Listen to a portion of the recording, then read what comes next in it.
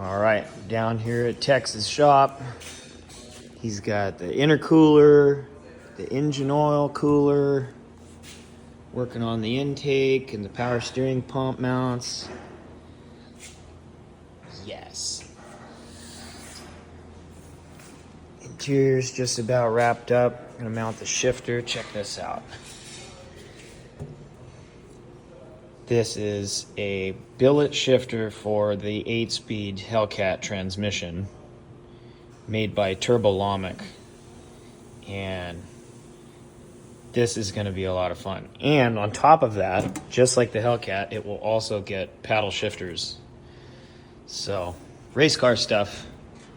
And if you don't think it's going to work, then you can watch me. Big radiator. Trans coolers go down here.